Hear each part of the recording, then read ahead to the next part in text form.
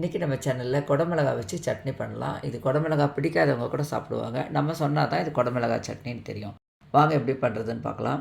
கடாய் வச்சு ஒரு ஸ்பூன் எண்ணெய் ஊற்றிருக்கேன். 3 பல்லு பூண்டு, ஒரு 7, 8 சின்ன வெங்காயம் சேர்த்துருக்கேன். சின்ன வெங்காயம் இல்லைனா பெரிய வெங்காயம் கூட சேர்த்துக்கலாம். சேர்த்து வதக்கி விட்டுட்டு, இது பாதி குடமிளகாங்க. அது உள்ளே இருக்கும் பாருங்கள் சதைப்பகுதி, அதை எடுத்துகிட்டு கட் பண்ணி சேர்த்துருக்கேன். நல்லா வதங்கணும். வதங்கினதுக்கப்புறமா காரத்துக்கு தகுந்த மாதிரி மிளகாய் போட்டுக்கோங்க. நான் 3 காஞ்ச மிளகாய் சேர்த்துருக்கேன். கூடவே ஒரு சின்ன பீஸ் புளி சேர்த்துக்கலாம். அது சட்னியோட டேஸ்ட்டை இன்னும் அதிகப்படுத்தும். தேவையான அளவு உப்பு சேர்த்து நல்லா வதக்கி விட்டுடலாம். இந்த அளவு வதங்கினதுக்கப்புறமா கொஞ்சமாக கொத்தமல்லி இலை சேர்த்துக்கலாம். சட்னியோட வாசனை நல்லாயிருக்கும்.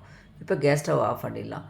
சட்னிக்காக கொஞ்சமாக தேங்காவை எடுத்து வச்சுருக்கேன். இப்போ நம்ம வதக்கினதெல்லாம் எடுத்து வச்சு நல்லா ஆறணும். ஆறியதை நைஸாக அரைச்சி எடுத்துக்கலாம். சட்னிக்கு ஒரு தாளிதம் கொடுக்கணும். அதுக்காக ஒரு கடாயை வச்சு கொஞ்சமாக எண்ணெய் ஊற்றி கடுகு, உளுத்தம்பருப்பு பொரிஞ்சதும் கொஞ்சமாக கருவேப்பிலை சேர்த்துக்கலாம். இப்போ நம்ம அரைச்சி வச்சுருக்க சட்னியோடு சேர்த்து நல்லா கலந்திங்கன்னா டேஸ்டியான குடமிளகாய் சட்னி ரெடி ஆகிடும். ட்ரை பண்ணி பார்த்துட்டு எப்படி இருக்குன்னு கமெண்ட் பண்ணுங்கள்.